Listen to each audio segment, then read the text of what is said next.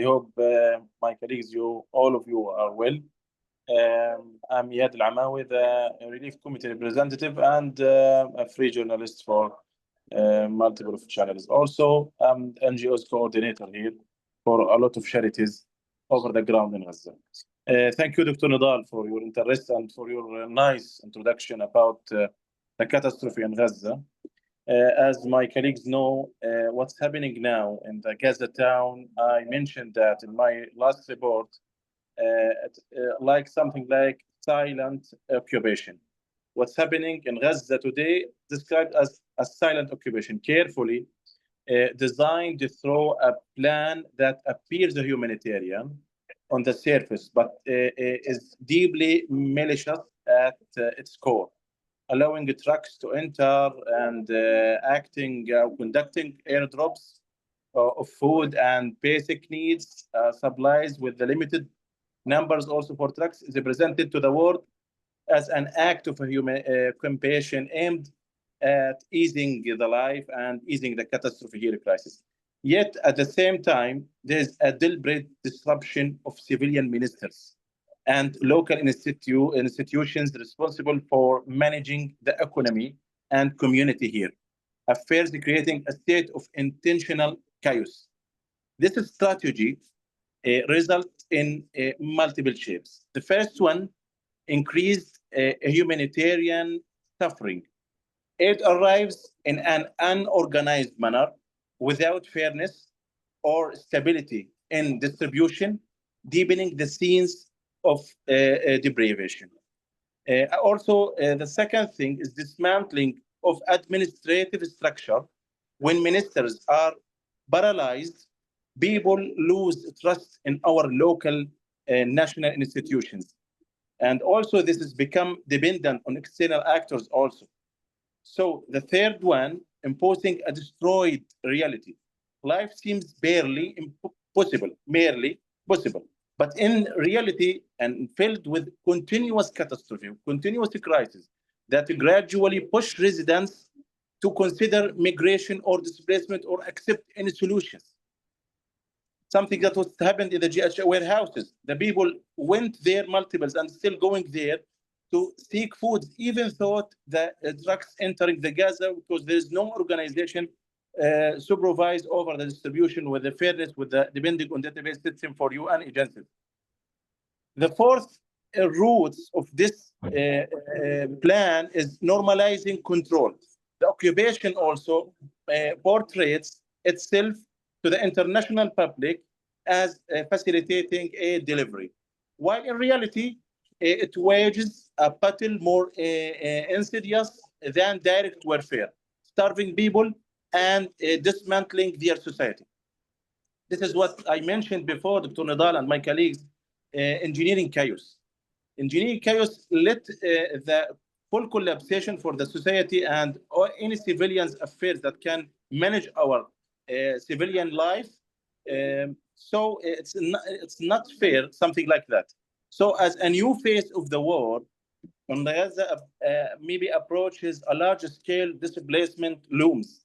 And this is the big threat, Dr. Nidal, that will maybe happen at any time because the Israeli intends to force us to be displaced from the Gaza town and potentially affecting around 1 million people still trapped in the Gaza city now. City and the northern part of the Gaza Strip. This looming displacement at the beginning of the war for several key reasons. Firstly, absence of the safe havens, no safe shelters. In the early months of the war, displacement was different, completely different toward Rafah and Khan Yunis, where some infrastructure still exists there. Schools, hospitals, and temporary shelters, along with the relative access to the water, electricity, and food. Today, however, most of those areas have completely destroyed, cleansing. So, or several depleted, leaving them incapable of hosting hundreds and hundreds of thousands of people of a new displacement waves. So you can imagine there's no Rafah, there is no Khan Yunis, just the coastal area shrank from the 60 square kilometers, just maybe up to the 17 square kilometers. They need to do that. The Israeli intent and force us to be displaced there. The second thing, a shift in the nature of displacement. Early displacement involved moving from one area of the strip to another. The current displacement, however, is closer to forced displacement, expulsion into the unknown, with no infrastructure, with no sweet water, or institutions capable of absorbing these waves of displacement, such a massive number. The displaced force and face of reality exposure, chaos, and dire humanitarian and conditions. The third thing is deliberate restrictions, also, Dr. Nidal and my colleagues. The occupation is managing something, this a new phase through a strategy aimed at draining the last remaining elements of life. While limited aid is allowed in the through limited number of trucks or airdrops, there is no empowerment of civilian authorities or local governance, making the coming displacement even more complex and dangerous. The fourth thing, the risk of mass expulsion. With no viable refugee inside the Gaza Strip, so that if you remembered, my colleagues, yesterday, the COGAT announced they will let tents and shelters to entering the Gaza because they know very well there is no free space, there is no infrastructure that will capable this waves of displacement. So the risk of mass expulsion, whether towards maybe they need to force us to be expelled with other places, you can imagine this situation is complex more and worsen more and more.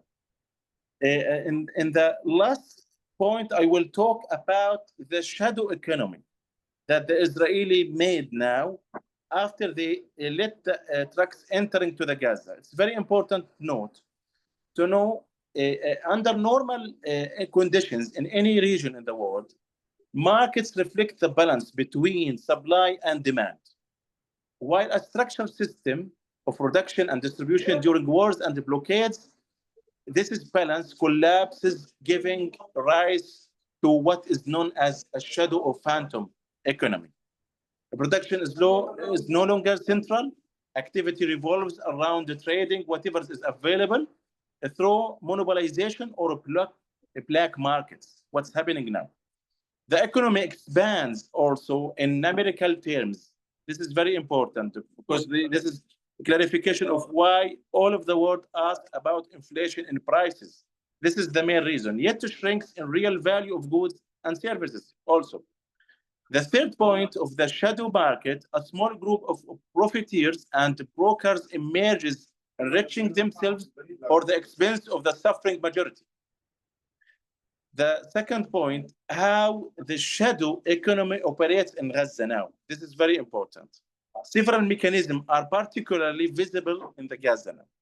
The first one is scarcity as a fuel for inflation.